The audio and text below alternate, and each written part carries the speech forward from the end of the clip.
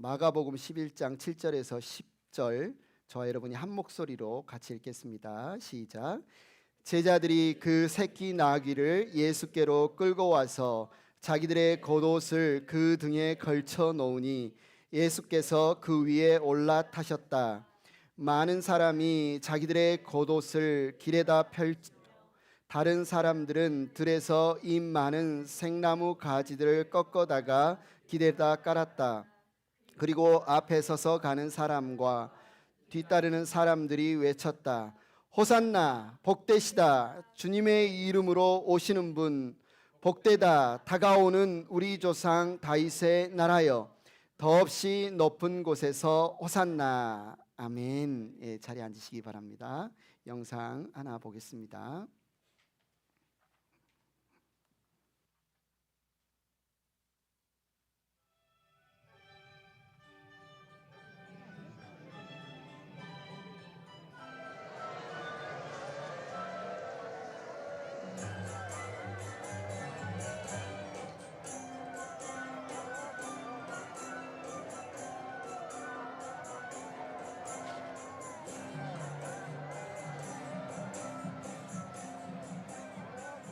Rabbi, command your disciples to be quiet. I tell you, if they were to be quiet, the stones themselves would begin shouting. Rabbi, we have traveled many days to see you. But blessed Jesus, you have to leave me! Welcome to our city. Hail, Jesus!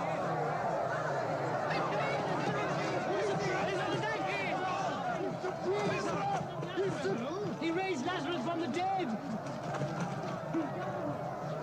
Who is this Jesus of Nazareth? He's a prophet, a great prophet.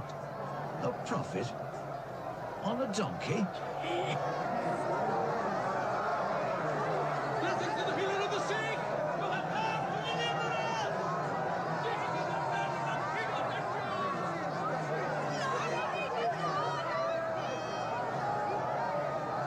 Isaiah said, Jerusalem, daughter of Zion, behold thy king cometh unto thee, humble and meek. Hosanna to the Lord, Son of David. Master, you are the hope of Israel! You are our prophet and our savior.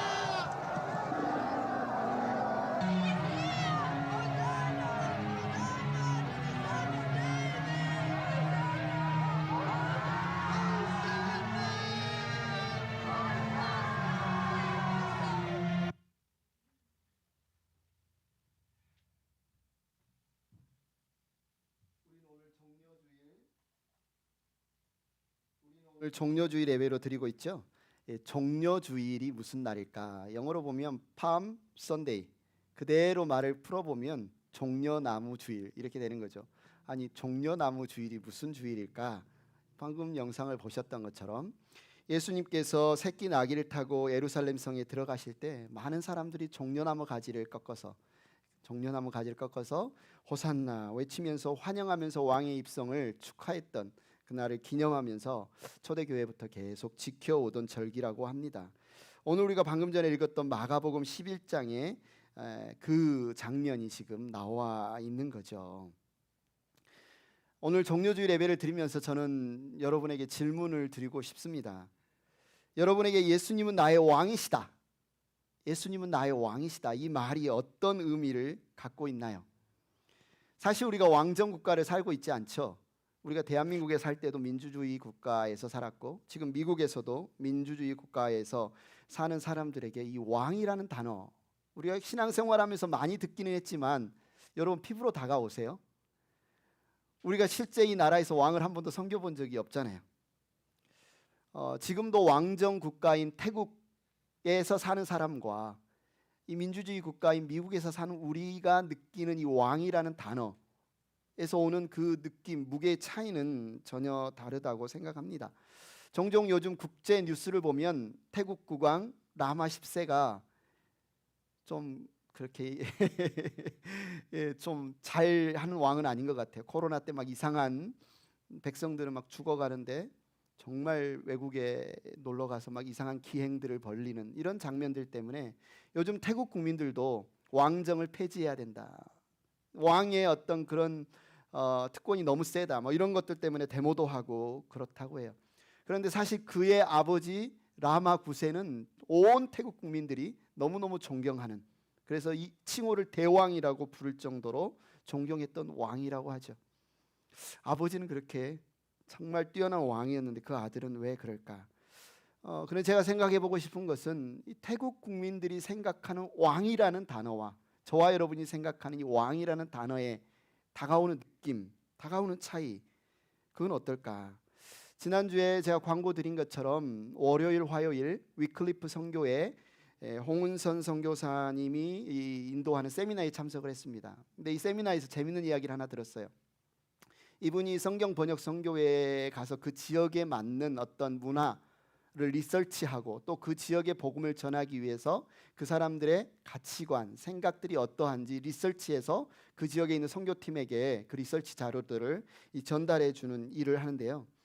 이 태국 사람들과 한 달간 살면서 그들과 많은 대화를 했대요. 이분은 거의 뭐 가면 한 수백 개, 수천 개의 질문을 한다고 해요. 그들의 깊은 가치관, 사고 방식이 무엇인지 알고 싶어서.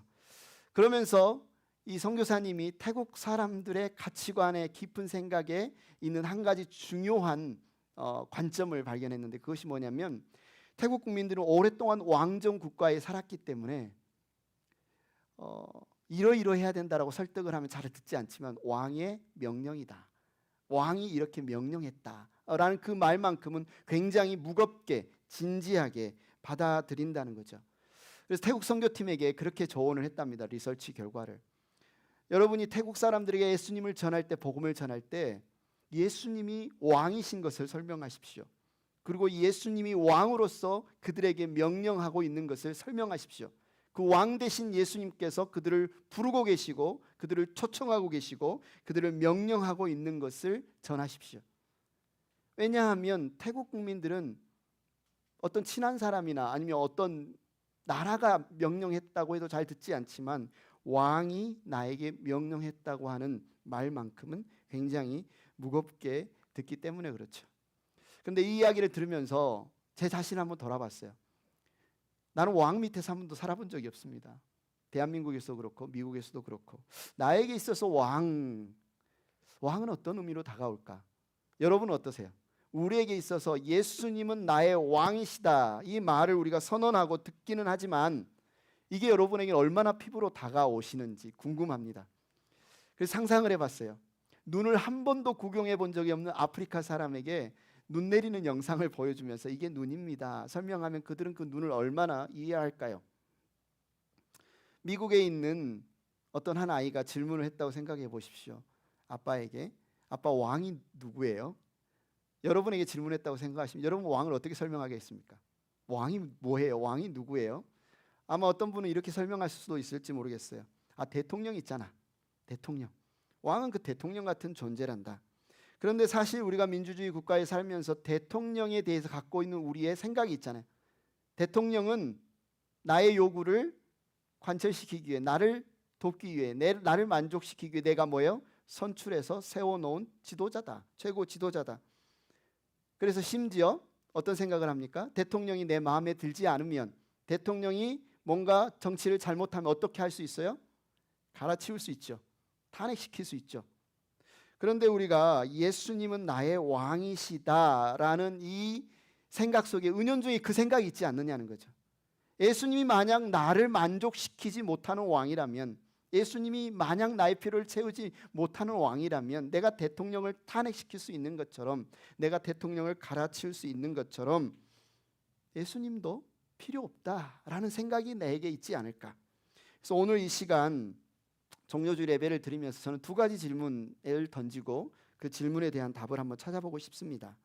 예수님이 나의 왕이시다라는 말의 의미가 도대체 무엇일까? 성경에서 말하는 예수님이 나의 왕이시다라는 말의 의미가 무엇일까? 그렇다면 이제 예수님이 나의 왕이시라면 나는 그분의 말씀, 명령에 어떻게 반응해야 마땅할까? 예수님의 말씀, 명령에 어떻게 해야 반응해야 마땅할까? 오늘 마가복음에 나오는 예수님이 예루살렘 입성하는 장면을 보면요, 예수님이 어떤 의도된 기획을 가지고 퍼포먼스를 하는 것을 우리가 볼 수 있습니다. 그 의도는 무엇이냐? 바로 500년 전에 스가랴 예언자가 예언한 스가랴서 9장 9절, 도성 시온아 크게 기뻐하여라, 도성 예루살렘아 환성을 올려라, 내 왕이 내게로 오신다. 그는 공의로운 왕, 구원을 베푸시는 왕이시다. 그는 온순하셔서 나귀 곧 나귀 새끼인 어린 나귀를 타고 오신다. 오늘 본문을 읽지 않았지만 11장 1절부터 쭉 이야기하면 예수님이 의도적으로 제자들을 어떤 곳에 보냅니다. 그곳에 가면 새끼 나귀가 묶여 있을 것이고 그 나귀를 가지고 와라.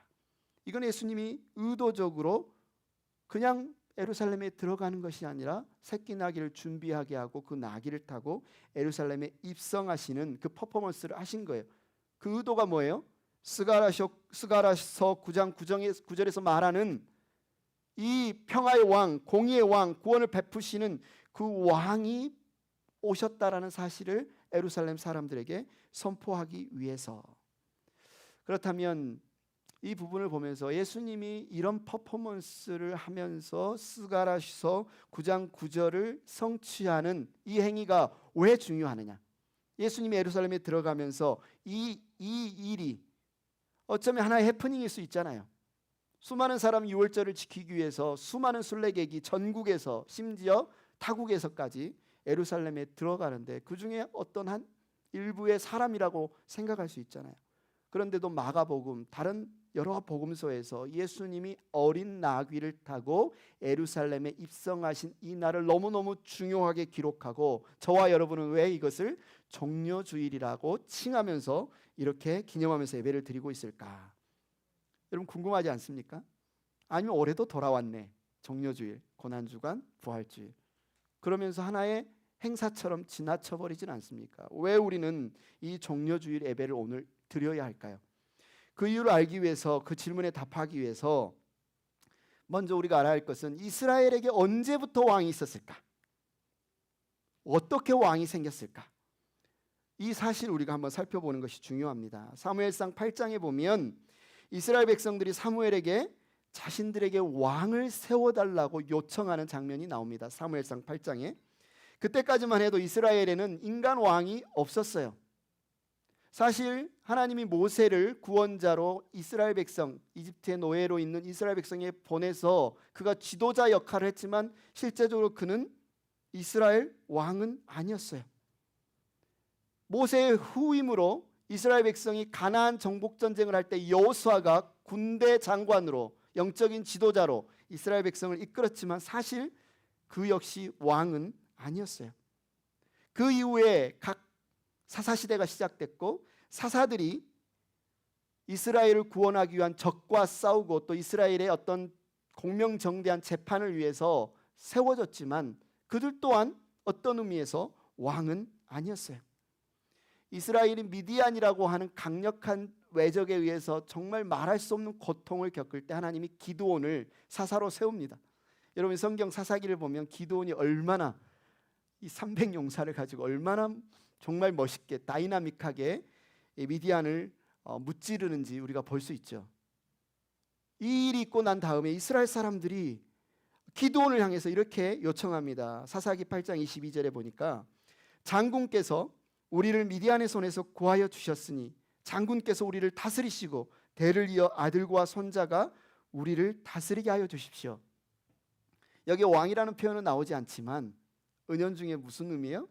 당신이 정말 뛰어나니 당신이 정말 우리를 구했으니 우리의 왕이 되어 주십시오. 그런 뉘앙스로 지금 요청을 하는 거죠. 기드온은 어떻게 반응합니까? 23절에 그들의 요청을 단칼에 단호하게 거절합니다. 나는 여러분을 다스리지 않을 것입니다. 나의 아들도 여러분을 다스리지 않을 것입니다. 왜요? 오직 주님께서 여러분을 다스리실 것입니다. 지금 이 사사시대는 12지파의 부족들의 어떤 느슨한 동맹체제, 공동체와 같은 그런 상태에 있습니다. 다른 이방 나라들처럼 강력한 카리스마 있는 제왕적인 왕이 통솔에 의해서 적군이 쳐들어왔을 때 그들과 맞서 싸우는 그런 시스템이 지금 이스라엘에는 없어요. 사무엘 예언자가 활동하기까지 모세부터 그들은 예언자도 있었고 군대 장관도 있었고 재판관도 있었지만 인간 왕은 없었어요. 그런데 정말 왕이 없었습니까? 기드온의 고백을 통해서도 알 수 있는 것처럼 인간 왕이 없었을 뿐이지 왕은 있었다. 누가 왕이었다? 하나님이 그들을 다스리던 왕이었다. 그런데 왜 이스라엘 백성은 8장에 보면 갑자기 사무엘을 찾아와서 우리에게 왕이 필요합니다. 왕을 세워주십시오. 이렇게 요구하기 시작했을까? 그들이 그렇게 주장한 두 가지 근거가 있습니다. 첫 번째 근거는 뭐예요? 사무엘 당신은 이미 늙었고 당신의 두 아들이 지금 사사가 되어서 이스라엘을 다스리고 있는데 그들이 뭐예요? 형편없습니다. 당신이 아는 것처럼 그들이 뇌물을 받습니다. 그래서 판결을 한쪽으로 치우치게 합니다. 우리가 그들을 믿을 수 없습니다. 사무엘보다 앞선 제사장 사사가 누구였냐면 엘리였죠. 엘리의 두 아들이 얼마나 방탕하고 얼마나 문제를 많이 일으켰는지 성경에 나오는데 사무엘의 두 아들은 그 정도는 아니었지만 사무엘과 비교할 때 너무너무 턱없이 부족한 존재였다는 거죠. 근데 이것이 뭐가 되는 거예요? 빌미가 되는 거예요. 이들이 그들에게 빌미가 됩니다. 우리에게 왕이 필요해 이제. 그런데 사실 두 번째 이유가 어쩌면 그들이 왕을 요구한 본심이라고 할 수 있어요. 사무엘상 8장 4절부터 5절에 보면 이렇게 나오죠. 이스라엘 모든 장로가 모여서 라마로 사무엘을 찾아갔다. 그들이 사무엘에게 말하였다. 보십시오. 어른께서는 늙으셨고 아드님들은 어른께서 걸어오신 그 길을 따라 살지 않습니다. 그러므로 이제 모든 이방 나라들처럼 줄을 그으십시오. 성경을 보고 있다면 모든 이방 나라들처럼 우리에게 왕을 세워주셔서 왕이 우리를 다스리게 하여 주십시오. 이들의 본심은 뭐예요? 모든 이방 나라들처럼. 당시에 이집트와 같은 강대국이든 아니면 블레셋과 같은 도시국가, 블레셋은 5도시로 형성된 연합국가였는데 각 도시마다 왕이 있어요. 이스라엘보다 작은 국가든 모두가 다 왕이 있는데 왜 우리는 왕이 없습니까? 왜 우리는 왕이 없습니까? 이스라엘 백성들이 지금 사무엘에게 강력하게 왕을 요구하고 있어요. 하나님은 이걸 기뻐하시지 않고 사울도 기뻐하시지 않았지만 사실 하나님 나중에 허락을 하시죠. 그래서 사울을 이스라엘의 첫 번째 왕으로 세우면서 사무엘이 아주 긴 이야기를 합니다. 그 길게 이스라엘 백성들에게 이야기를 하는 장면이 사무엘상 12장 6절에 나와요. 한번 읽어보겠습니다. 모세와 아론을 세우시고 당신들의 조상을 이집트 땅에서 데리고 올라오신 분이 바로 주님이십니다. 그러니 그대로 서 있으십시오.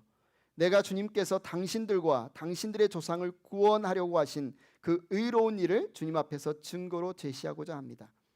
야곱이 가족을 데리고 이집트로 내려간 다음에 이집트 사람들이 야곱의 가족을 억압할 때 그들은 주님께 매달려 살려달라고 부르짖었습니다. 그래서 주님께서는 모세와 아론을 보내셨고 조상을 이집트에서 인도해 내셨고 그들은 이 땅에 정착시키셨습니다. 그런데도 백성은 주 그들의 하나님을 잊어버리고 말았습니다. 그래서 주님께서는 조상들을 블레셋 사람과 모압 왕과 하솔 왕 야빈의 군사령관인 시스라에게 넘기시고 우리 조상들을 쳐서 정복하게 하셨습니다. 또 어떻게 했어요? 조상들은 주님께 살려달라고 부르짖으면서 우리는 주님을 버리고 바알 신들과 아스타롯 여신들을 섬기는 죄를 지었습니다. 이제 원수들에게서 우리를 건져주시기 바랍니다. 그러면 우리가 주님만 섬기겠습니다 하고 호소하였습니다. 주님께서 이 호소를 들으시고 여룻바알, 기드온이죠. 여룻바알과 베단, 바락이죠. 입다와 나 사무엘을 보내셔서 사방으로 에워싼 원수들에게서 우리를 건져주시고 안전하게 살 수 있도록 하셨습니다. 12절 사무엘이 하고 싶은 핵심입니다. 그런데도 암몬 왕 나하스가 우리를 치러 오자 주 하나님이 우리의 왕인데도 그것을 보았을 때 당신들은 안 되겠습니다. 우리를 다스릴 왕이 꼭 있어야 하겠습니다 하고 나에게 말하였습니다. 지금 사무엘이 어쩔 수 없이 고집 부리는 이스라엘 백성들을 위해서 사울을 왕으로 세우면서 이야기를 쭉 하는데 지금 무슨 말이에요? 봐라, 모세 때부터 나 사무엘에 이르기까지 너에게 왕이 없었던 것이 아니다. 하나님이 너희의 왕이 되어 주셨다. 그런데도 불구하고 또 인간 왕을 세워달라고 너희들이 고집 부리는 이유는 하나님이 너희의 왕 되는 것을 원하지 않기 때문이 아니냐, 하나님을 너희의 왕으로 삼기를 거절하기 때문이 아니냐, 이렇게 지금 반문하고 있는 거예요. 이 일 때문에 사무엘이 굉장히 마음이 상했어요. 그렇게 하나님의 부르심을 따라 자기의 사랑하는 민족 동족을 섬겼는데 결국은 어쩌면 배신감도 느꼈을 것이고 인간적인 섭섭함도 느꼈을 거예요. 그런데 그런 사무엘을 향해서요, 하나님이 하시는 말씀이 어쩌면 핵심입니다. 핵심이에요. 7절 같이 한번 읽어볼까요? 시작. 주님께서 사무엘에게 말씀하셨다. 백성이 너에게 한 말을 다 들어주어라. 그들이 너를 버린 것이 아니라 나를 버려서 자기들의 왕이 되지 못하게 한 것이다. 들어주라고 해요. 왕 세워달라고 하니까 왕 세워줘라. 그런데 뉘앙스가 지금 긍정적입니까? 하나님 지금 기쁘게 잘 됐구나, 너희들이 드디어 왕이 있겠구나가 아니에요. 지금 부정적인 뉘앙스로 말씀하시면서 사무엘에게 하는 것은 이스라엘 백성이 너 사무엘을 버린 것이 아니라 나 하나님을 버린 것이다, 이렇게 지금 선언하고 있죠. 이스라엘이 인간 왕을 요구하는 것은 무슨 행위다? 하나님을 거부하는 행위다. 하나님을 탄핵시키는 행위다. 이렇게 지금 하나님은 말씀하고 있는 거예요. 어쩌면 이들이 끝까지 고집부리는 이스라엘에게 왕을 세워주시는 이 하나님의 인정은 뭐예요? 허락은 하시지만 승낙은 아니다. 허락을 allow, 어쩔 수 없이 마트에 가서 정말 아이스크림 사달라고 떼쓰는 그 애, 어쩔 수 없어서 그냥 그래 알았어 사주고 데리고 오는 것 같은 허락. 그러나 기쁜 마음으로 agree, 동의해서 승낙하는 것이 아니었어요. 하나님이 지금 이스라엘에게 왕을 허락하시는 것은, 자, 오늘 종료주일 예배에 저와 여러분에게 아주 중요한 질문을 하고 싶습니다. 왜 사무엘은 이스라엘 백성들에게 인간 왕을 세워주기를 거절했을까? 왜 하나님께서는 이것은 너 사무엘을 버림이 아니고 나 하나님을 버리는 것이라고 말씀하셨을까? 이게 사실 당시의 이스라엘 백성들의 문제이기도 하고 저와 여러분의 문제이기도 합니다. 우리가 날마다 살아가면서 우리 안에 있는 뿌리 깊은 문제 중에 하나가 뭐냐? 보이지 않는 하나님의 통치, 다스림을 받는 것보다 우리 눈에 보이는 강력한 리더, 지도자의 통치하에서 일사분란하게 움직이면서 뭔가 성취되는 것을 더 원한다는 거죠. 더 좋게 생각한다는 거죠. 가정이든 교회든 사업체든 정치권이든 리더십이란 이야기가 아주 필수적인 것처럼 우리 가운데 이야기가 되고 있습니다. 그런데 우리는 그리스도인으로서 이 리더십, 좋은 리더십이 무엇인지에 대해서는 정말 진지하게 생각을 해봐야 돼요. 우리도 은연중에 좋은 리더는 카리스마 있는 리더, 제왕적인 리더, 확 휘어잡고 그가 주도하고 있는 뭔가를 추진하는 그런 리더를 좋은 리더라고 생각하고 있지 않나. 사무엘 당시에 이스라엘 사람들이 그런 리더, 그런 왕을 우리에게 주십시오라고 지금 요구하고 있는 것처럼, 그리고 예수님 당시에 유대인들 역시 우리를 로마의 압제에서 구원할, 그래서 이스라엘의 영광을 다시 찾아올 강력한 리더를 기다리고 있었던 것처럼 우리에게도 그 리더를 좋게 생각하고 구하고 있지는 않나. 저는 이렇게 고백하고 싶습니다. 행복한 교회의 담임 목사는 제가 아니라 예수님입니다. 예수님이 우리 교회의 담임이십니다. 그렇다면 참된 리더는 누구일까요?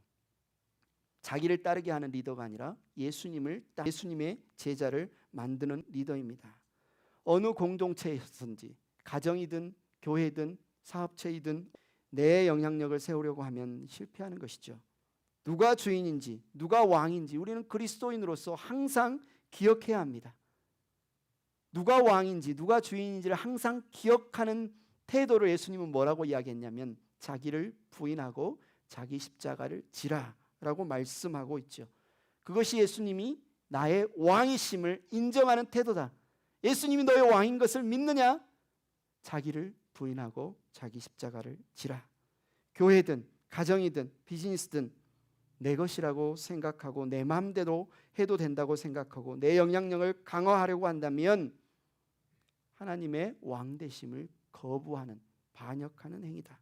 나의 삶의 자리에서 하나님의 왕되심을 인정하고 순종할 때 그곳에서 역사와 선한 일들이 일어나는 것입니다. 당시 이스라엘 사람들의 눈에는 사무엘이라는 한 인간을 통해서 하나님이 전해주신 어떤 말씀, 명령을 듣고 따라 행하는 이 시스템이 너무너무 비효율적이고 너무너무 불안정하고 너무너무 다른 이방 나라 암몬이나 옆에 있는 블레셋이나 이집트에 비해 너무너무 경쟁력 없는 모습처럼 느껴졌을 수 있어요. 그래서 이들이 마음 먹었어. 우리도 이방 나라처럼 왕을 세우자. 그래서 그 왕이 강력한 리더십을 가지고 통솔해서 우리도 일사불란하게 움직이는 국가를 세우는 게 더 좋겠다, 더 낫겠다라는 생각을 갖게 된 것이 우리에게도 왕을 주십시오. 우리에게도 왕을 세워주십시오. 그래야 전쟁 때 우리가 더 승리할 수 있지 않겠습니까? 위기의 순간에 우리가 더 구원받을 수 있지 않겠습니까? 그렇게 지금 요구하는 거죠. 이들이 올바로 생각하고 있습니까? 이들은 잘못 생각하고 있어요. 문제의 원인이 거기에 있지 않습니다. 이들은 왕이 없다고 생각했지만, 그래서 왕이 없는 것이 이들의 문제라고 여겼지만, 그들은 왕이 없는 것이 문제가 아니라 왕 대신 하나님을 믿지 않고 신뢰하지 않은 것이 그들의 문제였다는 거죠. 인간왕의 문제를 계속 경고하는데도 안 돼. 그 왕이 오면 그들이 너의 자녀들을 빼앗아가고 너희의 포도원을 가져가고 너희의 종들을 가져가고 너희들을 데려다가 전쟁을 시키고 나중에 너희들이 울부짖을지라도 그 왕 때문에 너무너무 고통스러울지라도 하나님이 그때는 안 들어주실 거야. 수없이 경고해도 이들은 어린아이와 같이 고집을 피우지요. 사무엘상 8장 19절 20절 이렇게 일러주었는데도 백성은 사무엘의 말을 듣지 않고 말하였다. 그렇지 않습니다. 우리에게도 왕이 있어야 되겠습니다. 우리도 모든 이방 나라들처럼 우리의 왕이 우리를 다스리며 우리 왕이 우리를 이끌고 나가서 전쟁에서 싸워야 할 것입니다. 성경을 볼 때 이들의 모습이 어리석어 보입니다. 그런데 이 말씀이라는 거울 앞에 나 자신, 여러분 자신을 비춰 보십시오. 저와 여러분은 다릅니까? 정말 하나님을 기쁘시게 왕으로 믿고 따르고 있습니까? 아니면 내가 왕이 되어 내 뜻대로 살기를 원하십니까? 아니면 또 다른 강력한 어떤 왕을 여러분 구하고 있지 않으십니까? 이 시간 정말 이 말씀 가운데 성령께서 우리의 마음을 우리가 볼 수 있도록 비춰주시기를 원합니다. 결국 이들의 고집대로 이스라엘의 왕이 세워졌어요. 그래서 어떤 일이 일어납니까? 사울왕, 그렇게 처음에 겸손하고 신실했던 왕이 나중에 하나님을 거절합니다. 불순종합니다. 다윗왕, 솔로몬, 이후에 북이스라엘과 남유다로 갈라집니다. 북이스라엘은 왕권 강화를 위해서 예루살렘에 있는 성전에 가지 못하게 우상을 만들고 우상들을 섬기는 것을 권장하고, 그러다 보니 북이스라엘 사람들은 하나님을 떠나 우상을 숭배하다 아수르라는 나라에 멸망당하고 맙니다. 남유다는 어떻게 됐죠? 극악무도한 한 왕이 태어나죠. 므낫세 역시 하나님의 성전을 못 박아버리고 말씀을 율법을 불태우고 우상을 숭배하도록 섬기고 수많은 무죄한 자들의 피를 흘리고, 남유다의 백성들이 하나님을 떠나 우상을 섬기고 결코 요시아와 같은 이후에 좋은 왕이 와도 그들의 그 회개에 돌이키는데 역부족입니다. 결국 바벨론의 포로가 되고 멸망당하고 맙니다. 이것이 백성들이 인간 왕을 세운 결과예요. 절망이죠. 더 이상 인간 왕에 대한 희망이 없어 보이죠. 그런데 놀랍게도 나라가 망했을 때 절망의 한복판에서 하나님은 그분의 백성들에게 왕을 보내주시겠다고 약속합니다. 어떤 왕을 보내주시겠다 약속합니까? 에레미야 23장 5절 6절 한 목소리로 한번 읽어볼까요? 시작. 내가 다윗에게서 의로운 가지 하나 돋아나게 할 그날이 오고 있다. 나 주의 말이다. 그는 왕이 되어 슬기롭게 통치하면서 세상에 공평과 정의를 실현할 것이다. 그때가 오면 유다가 구원을 받을 것이며 이스라엘이 안전한 거처가 될 것이다. 사람들이 그 이름을 주님은 우리의 구원이시다라고 부를 것이다. 하나님이 어떤 왕을 보내시겠다고요? 이사야서 9장 6절 7절 한번 읽겠습니다. 시작. 한 아기가 우리를 위해 태어났다. 우리가 한 아기를 모셨다. 그는 우리의 통치자가 될 것이다. 그의 이름은 놀라우신 좋은 자, 전능하신 하나님, 영존하시는 아버지, 평화의 왕이라고 불릴 것이다. 그의 왕권은 점점 더 커지고 나라의 평화도 끝없이 이어질 것이다. 그가 다윗의 보좌와 왕국 위에 앉아서 이제부터 영원히 공평과 정의로 그 나라를 굳게 세울 것이다. 만군의 주님의 열심히 이것을 반드시 이룰 것이다. 하나님이 약속하신 이 왕은 우리에게 어떤 모습으로 오십니까? 좀 전에 읽었던 스가랴 9장 9절. 도성 시온아 크게 기뻐하여라. 도성 예루살렘아 환성을 올려라. 네 왕이 내게 오신다. 그는 공의로우신 왕, 구원을 베푸시는 왕이시다. 그는 온순하셔서 나귀 곧 새끼 나귀인 어린 나귀를 타고 오신다. 놀랍죠? 이스라엘이 하나님의 경고에도 불구하고 끝까지 인간 왕을 고집했고 그 인간 왕을 잘못 세웠고 결국은 그 결과로 망하고 말았어요.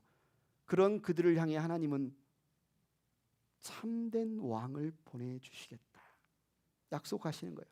슬기롭게 통치하시는 왕, 평화의 왕, 공의의 왕, 구원을 베푸시는 왕을 주시겠다. 거듭 약속하시는 거죠. 그리고 오늘 마가복음에서 이 하나님이 약속하신 대로 그 왕이 지금 어디로 들어가고 있어요? 예루살렘에. 어떤 모습으로? 새끼 나귀를 타고 평화의 왕으로, 구원을 베푸실 왕으로 입성하시는 장면을 지금 모든 사람이 보는 거예요. 좀 전에 예수 영화 1979년에 만들어진 예수 영화의 한 장면을 여러분 보셨는데 그런 모습으로 예수님이 지금 예루살렘에 들어가시는 거예요. 예수님을 따르던 제자들은 겉옷을 벗어서 말 한 장도 없는 안장도 없는 나귀 위에 자기의 겉옷을 올리고 어떤 사람들은 자기의 겉옷을 벗어서 예수님이 나아가는 그 앞에 겉옷을 깔고 또 다른 사람들은 종려나무 가지를 꺾어서 잎 많은 생나무 가지를 꺾어서 흔들거나 환호하거나 아니면 길에 깔면서 지금 따라가면서 외치는 거예요. 다시 한번 외쳐볼까요? 마가복음 11장 9절 10절 시작. 호산나 복되시다 주님의 이름으로 오시는 분 복되다 다가오는 우리 조상 다윗의 나라여 더없이 높은 곳에서 호산나. 왕이 귀환하셨습니다. 왕이 오셨습니다. 얼마나 가슴 설레나요? 그 왕을 환영하면서 자기의 옷을 아끼지 않고 이 종려나무가요 그냥 나무가 아니래요. 과실수예요. 대추야자 아시죠? 당시에 그 대추야자 열매 가지를 이걸 꺾어버리면 어떡하겠습니까? 과일나무를 꺾어버리면 어떡하겠어요? 재산상의 손해가 있겠죠. 그럼에도 불구하고 이들은 왕을 환영하기 위해 그렇게 열렬히 지금 호산나를 외치는 것이 너무 열정적이고 열광적이고 멋있지 않습니까? 금방 온 세상이 바뀔 것 같지 않습니까? 그런데요, 호산나를 외치던 사람들은 왕으로 예루살렘에 입성하는 예수님을 향해서 무엇을 기대하고 있습니까? 제자들의 가장 측근에서 예수님을 따르던 제자들의 입술을 통해서 끊임없이 나오는 거 있죠. 하나님의 주님, 우리 이스라엘을 회복시킬 때가 언제입니까? 무슨 말이에요? 이 로마의 압제에서 이 로마를 정부를 뒤엎고 우리를 독립시켜 줄 때가 언제입니까? 이 이스라엘의 민족의 해방을 선언하고 우리를 이 세계 가운데 최강대국으로 만들어 주실 때가 언제입니까? 저 친로마 앞잡이가 되어서 성전에서는 돈 장사하고 비리를 저지른 저 종교 지도자들, 대제사장들을 싹 쓸어버리고 우리를 다시 옛 영광을 되찾을 그때가 어디입니까? 굳게 믿으면서 예수님이 그 일을 행해 주실 거라고 기대하면서 지금 호산나를 외치는 거 아닙니까? 그런데 예수님은 어떻게 하셨다고요? 스가랴 9장 10절에 보면 내가 에브라임에서 병거를 없애고 예루살렘에서 군마를 없애며 전쟁할 때 쓰는 활도 꺾으려 한다.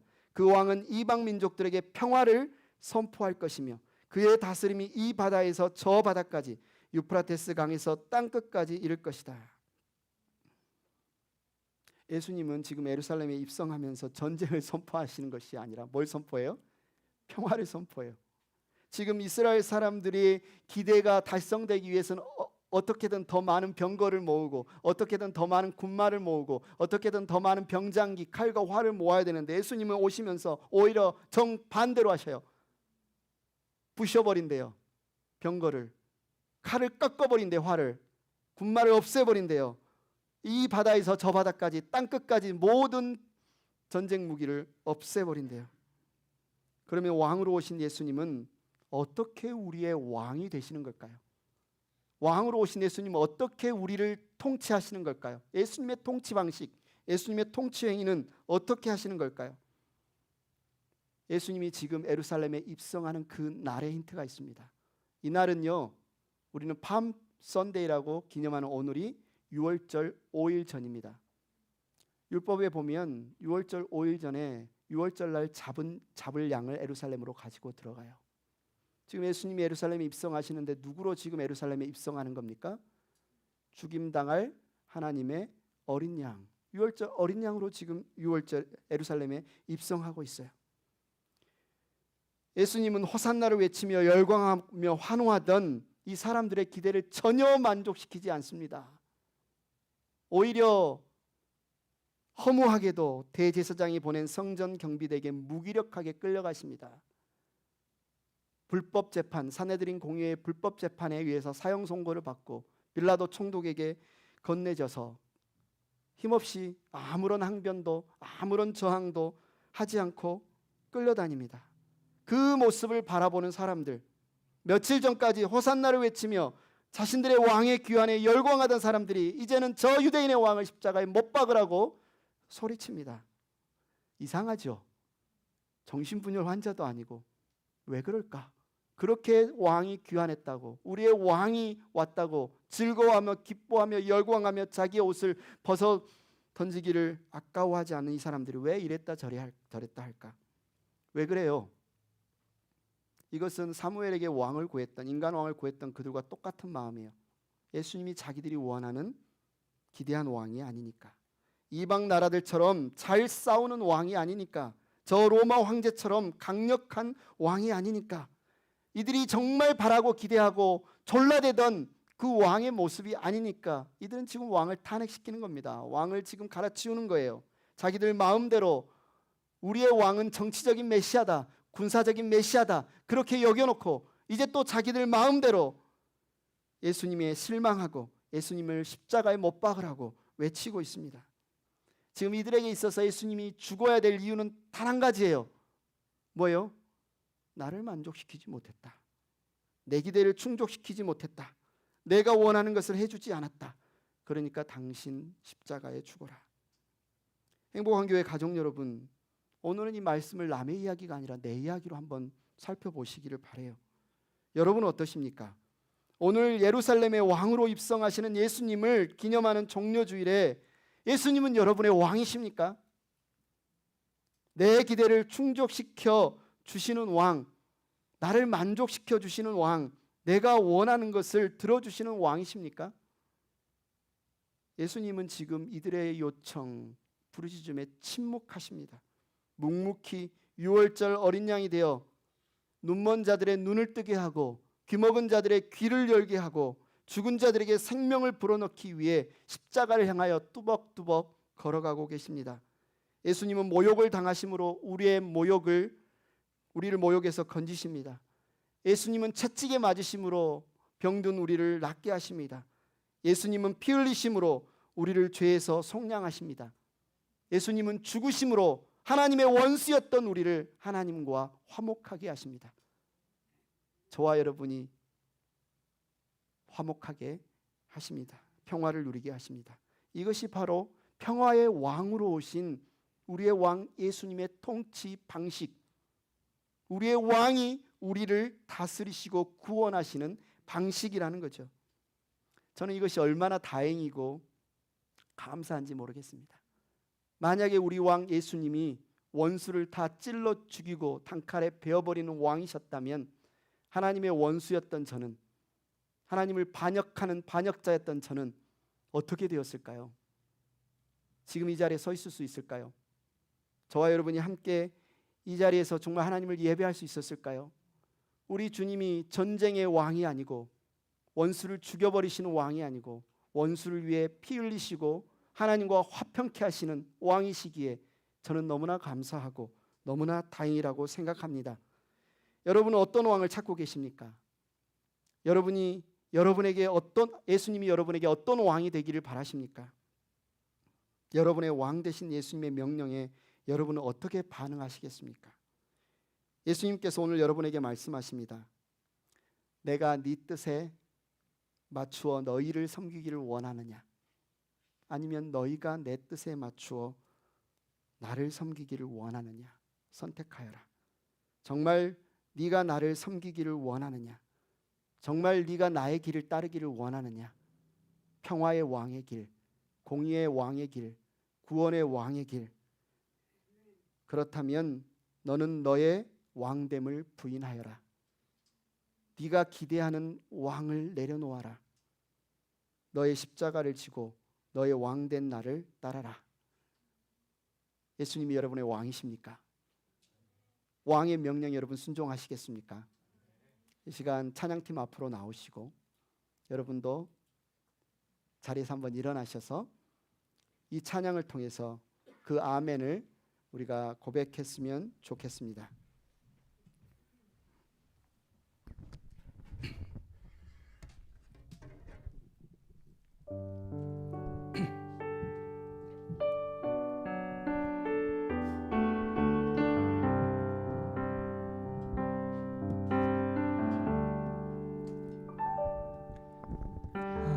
당신은 영광의 왕, 당신은 평강의 왕, 당신은 하늘과 땅의 주, 당신은 정의의 아들, 천사가 무릎 꿇고 예배하고 찬송하네. 영원한 생명 말씀, 당신은 예수 그리스도 주.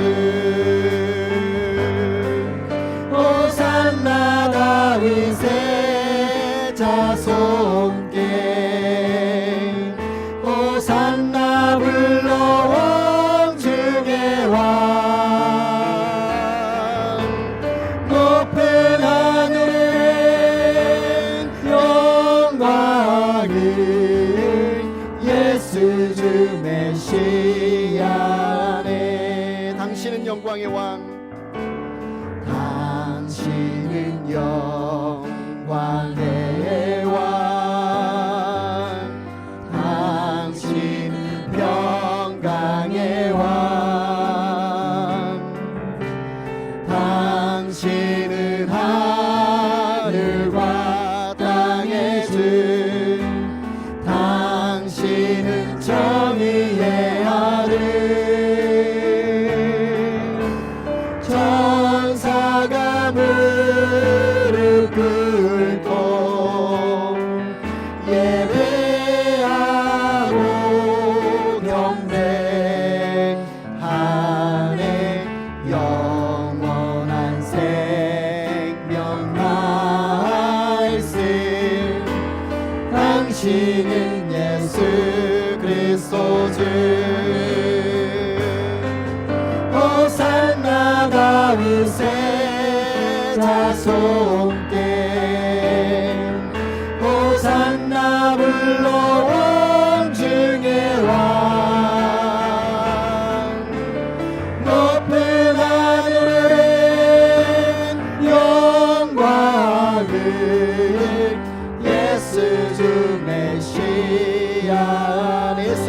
메시아네.